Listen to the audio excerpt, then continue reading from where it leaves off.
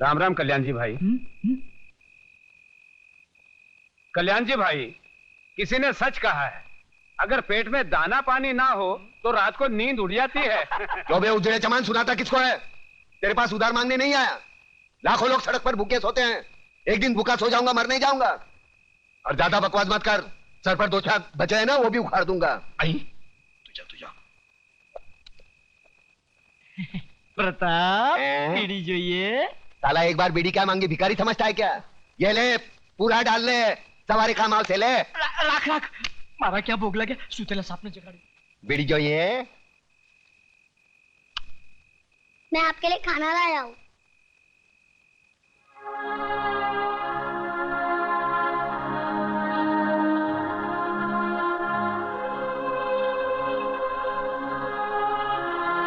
तूने खाया?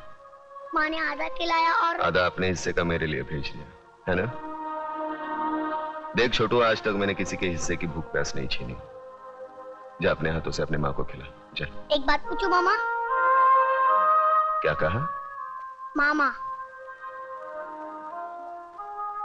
वाह छोटू वाह, मैं तो रिश्तों को भूल ही गया था, तूने वापस याद दिलाया। चल पूछ, क्या क्या पूछना है? मामा, बचपन में अगर तुमने अपनी माँ से कहानी सुनी होगी तो मुझे भी सुनाओ ना।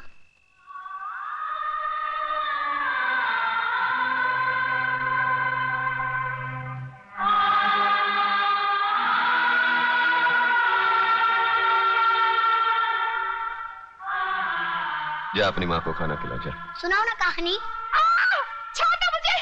चल जा हरामजादी, मैं देखती हूँ तू कैसे नहीं जाती। छोड़ दो मेरी माँ को, छोड़ दो। छोड़ो मुझे। डाल दो साले की जिप में। मामा, मेरी माँ को बचा लो।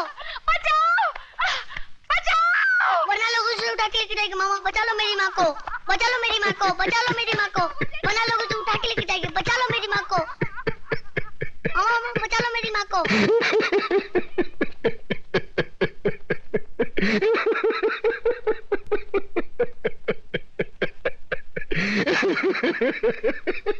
अरे तू है तुझ पर सरेआम एक विधवा का अपमान हो रहा है और तू हंसकर अपना विवाद जता रहा है। मामा बचा लो मेरी माँ को। मामा, अरे ये क्या बचाएगा मुझे? ये तो एक औरत की लाचारी पर हंस रहा है।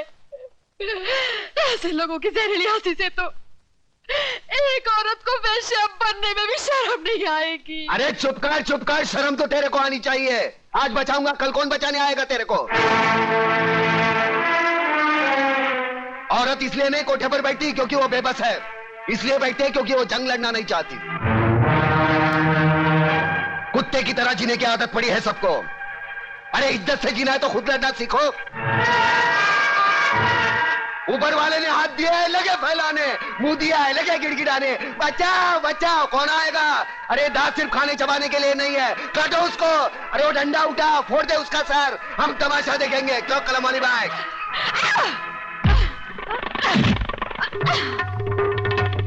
एक औरत को धंधे पर बिठाना चाहते हो तुम?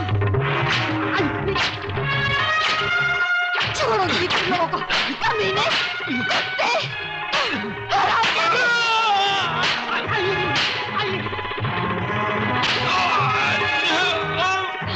बहुत तंग किया तूने मुझे बेचना चाहती थी। अरे मुझे छोड़ दो, अरे मुझे बहुत मारा तुझे मुझे। कल से पानी भरे तो ही जाएगी। हाँ मैं जाऊंगी। छोड़ दो मुझे, मत जाइए तू। अरे कहाँ छोड़ दो?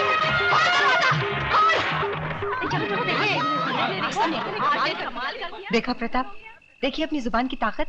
इन लोगों में क्रांति की ज्वाला सिर्फ तुम जगा सकते हो। अरे छोड़ना ज्वाला की बात, यहाँ बीड़ी जलाने के लिए माचिस दूसरे के पास मांगनी पड़ती है। क्रांति की बात एक होने पे तेरा बाप हूँ। चलो चलो भाई, अपने अपने घर पे जाओ, चलो। अरे कल्याण जी, इस्माइल, हाँ ये है ना साला तुम्हारी वजह से बिगड़ा ही है। मैं तेरा मुनी मुंह, लोग क्या कहेंगे? तू क्या कर रहा है वहाँ पे? आप वो साले गुंडे मोबाइलियों के साथ में तो तेरे को 2 वक्त खाने की रोटी नहीं मिलती। अरे क्या क्या बकबक कर रहा है? अरे इधर मारना नहीं, छोटा मगज होता है, आदमी मर सकता है। अरे ये चल अंदर चल, तेरी वजह से खाना नहीं खाया मैंने, चल। क्या हंस रहा है?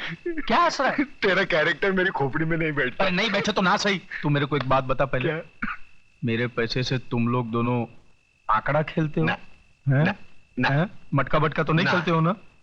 ना। दारू बारू पीते हो? बीड़ी की बात आती है, मुंह बंद कर। बेटे रंडीबाजी तो नहीं करते हो ना? अरे कलम अली भाई, एक बच्चे के साथ कैसी गंदी बात करता है? ऐसी गंदी चीज नहीं करना बेटे। तो फिर मेरी लक्ष्मी को क्या तुमने फिल्म लाइन में डाला है? कंफर्म करोड़, 1 करोड़। चल खाना खा के गाना गाते। तुम मेरी इकलौती बेटी हो ममता, सो मुझे मालूम है कि अगर तुमने कोई लड़का चुना है तो जरूर वो कोई हीरा होगा। वो कोई बिजनेस मैग्नेट है या इंडस्ट्रियलिस्ट? नहीं डैडी, इनमें से कोई नहीं है। तो फिर जरूर वो किसी बड़े अफसर का बेटा होगा, या इनकम टैक्स ऑफिसर का, या कस्टम कलेक्टर का, या फिर पुलिस कमिश्नर का, या मेजर जनरल का। इनमें से भी किसी का बेटा नहीं है वो। अरे वाह, तो फिर जरूर वो किसी मंत्री, डॉक्टर या इंजीनियर का बेटा होगा। हाँ?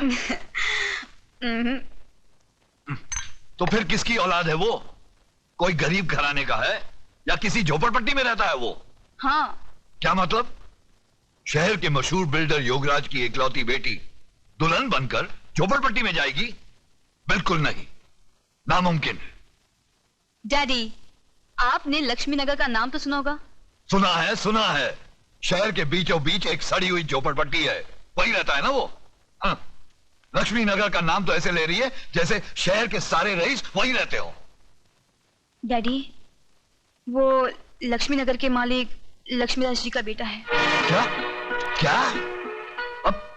अपने लच्छू का बेटा है वो? लेकिन तू तो कह रही थी झोपड़पट्टी में रहता है वो। अरे बेटी, वो लक्ष्मी नगर का मालिक है, मालिक। वाह बेटी, मैं तुम्हारी पसंद की दाद देता हूँ। यूं समझ लो तुम्हारी शादी पक्की। मैं कल ही जाकर लच्छू से बात करता हूँ। अब तो तुम खुश हो? Thank you daddy, thanks.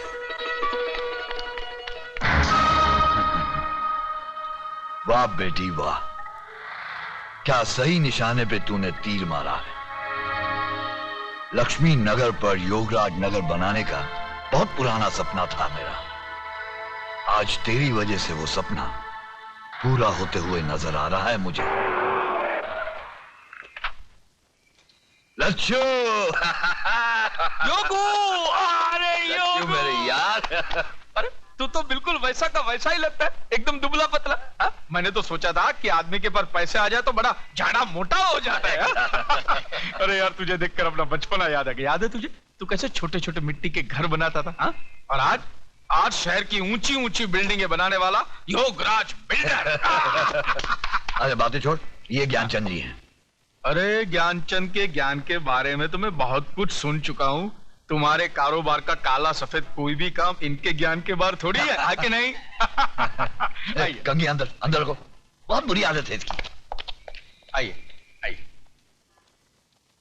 आओ, आइए बैठिए, आइए। हाँ तो भाई साहब बोलिए, क्या पियेंगे, गरम ठंडा? कुछ नहीं। मैं ओवल्टीन पीऊंगा। नहीं, वो घर में नहीं है। ये एक और बुरी आदत है इसकी। देख लच्छू, हाँ। तू तो मुझे बचपन से जानता है। मैं घुमा फिरा के बात नहीं करता। बराबर। देख, तेरा एक बेटा है, हाँ। मेरी एक बेटी है। हाँ। जो कुछ भी तेरा है वो मेरा है, और जो कुछ भी मेरा है वो समझ ले तेरा है। यानी तेरा जो कुछ भी है वो मेरा है? हाँ। वो कैसे? सीधी सी बात है लच्छू, मेरा सारा माल मेरी बेटी का, मेरा मतलब है शादी के बाद तो दामाद का ही हो जाएगा ना। देख भैया, ये तो लेन देन की बात करेगा तो तेरी मेरी नहीं जमेगी। ये लो। इसलिए मैंने अपने बेटे को पहले से ही घर के बाहर भेज दिया है। अरे यार, तेरी बेटी मेरी बेटी जैसी है। एक साड़ी में विदा कर देना, मुझे दहेज में फूटी कौड़ी भी नहीं चाहिए, समझा? वाह। नहीं। और दिन रात एक करके जो मैंने दुनिया भर की दौलत कमाई है वो किसके लिए? मुझे नहीं मांग। देख, मैंने तो फैसला कर लिया है, 1 करोड़ नगद मैं ममता को दूंगा ही। 1 करोड़ नगद? 40-50 लाख रुपए के गहने हैं, और फिर एक छोटा सा बंगला 3 करोड़ का। ये सब मैंने अपने बेटी के नाम कर दिया है। 40-50 के गहने मतलब 1.5 करोड़, और 3 का बंगला 4.5 करोड़। बाकी उसके बैंक के खाते में कुछ 2-3 करोड़ रुपए तो जमा है ही। अब बाप बनकर मैं उस पर नजर थोड़ी ना रख सकता हूँ। 3 करोड़ का तो बैंक बैलेंस 7.5 करोड़। अब जिंदगी भर दूसरे लोगों की शादी पर पैसा मैंने बांटा, हाँ। अब अपनी बेटी की शादी पर वो लोग पैसा देंगे ही ना। हाँ, क्यों नहीं देंगे? यूं समझ ले कुछ 40-50 लाख रुपए तो हो ही जाएंगे। 40-50 की बख्शिश यानी 7.5 और 50, 8 करोड़ की लक्ष्मी। देख, अब तू ना करके दोनों प्यार करने वालों का दिल मत तोड़ देना। अरे मैं कैसे ना कह दूं भैया, लेकिन हाँ यार, ना का फैसला तो तेरी मर्जी से ही होगा ना। मैं तो अपनी बच्ची के लिए कुछ भी कर सकता। वाह योगराज वाह, क्या चाल चली है। हम तो समझा था कि राजनीति में नेताओं को भगवान भी मात नहीं दे सकता, मगर तुम तो नेताओं से भी आगे निकल गया। क्या चाल चली है, हैं? मैंने तो अपनी चाल चल दी है, मगर सारे पत्ते जो हैं वो अब आपके हाथ में हैं। आप चाहें तो उस लक्ष्मीदास स्टेट पर योगराज नगर यूं बन सकता है। अरे बन सकता है क्या योगराज, समझो कि बन गया। क्यों चंद्रू? अरे तुम्हारा दिमाग खराब हो गया देशमुख। अरे वहां कोई क्रिकेट का खाली मैदान है जो तुम उधर जाके बिल्डिंग बना लेगा? गिरे, अरे हमारा तो समझ में नहीं आता है कि तुमको इस राज्य का मंत्री पद कैसे मिला। 40 साल से बसा लोगों को हटाएगा कैसे? अरे भाई, 40 साल से जो काम नहीं हुआ वो 40 मिनट में कर देगा। झगड़ा तो मत करो तुम लोग। नहीं चतुर जी, नहीं, अभी नहीं, प्लीज। इलेक्शन सर पर है अभी, और वो इलाका मेरा वोट बैंक है। आपको जो कुछ भी करना है इलेक्शन के बाद कीजिएगा, प्लीज। ए ना चल बे, ए ना चल बे। अरे ऐसा लफड़ा तो इलेक्शन में होता ही रहता है। अरे काम करेगा दादा, नहीं समझा? अरे तुम हमको बदनाम करो, हम तुमको बदनाम करता है। हा? हा? अरे बरसों से जो हम जैसा देशभक्त नेता लोग करता आया है। रहा दंगा फसद का बात, दंगा फसद के मामले में दादा का हाथ पूरा हिंदुस्तान में कोई नहीं पकड़ सकता है। बस बस, बहुत तारीफ हो गया, अभी आगे बोलो, करना क्या है? अरे इलेक्शन का 2-4 मीटिंग के बाद एक जोरदार धमाका।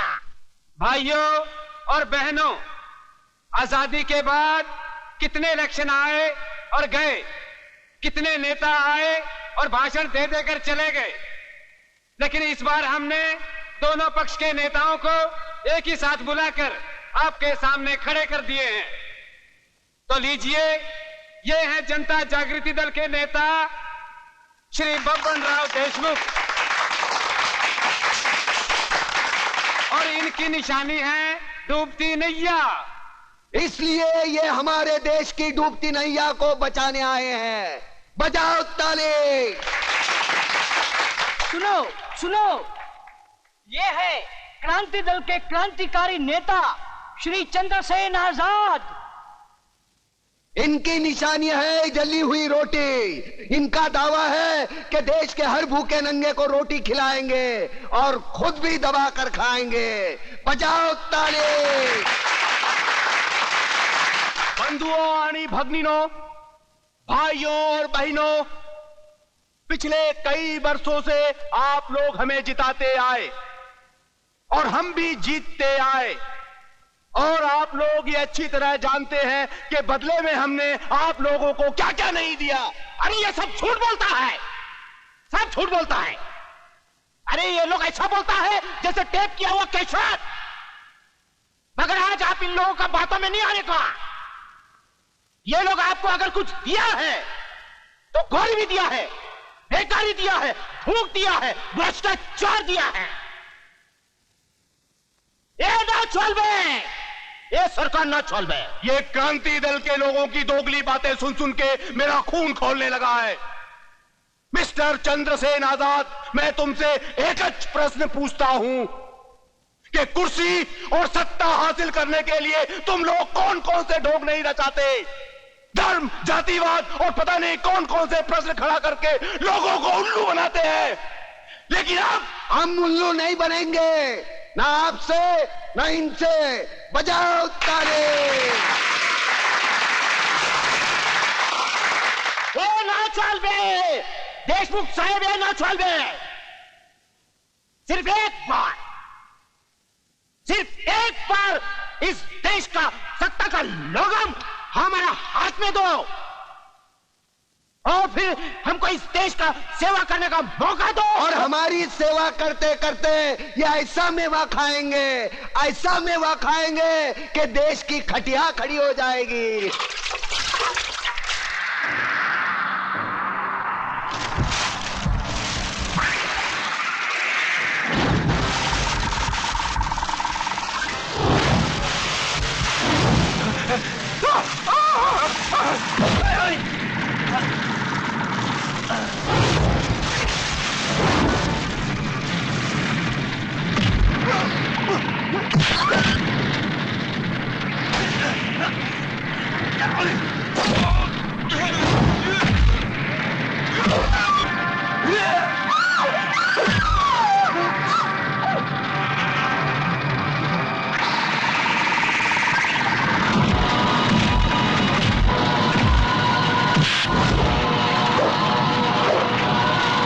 प्रताप, ये देख बस्ती में आग लगी।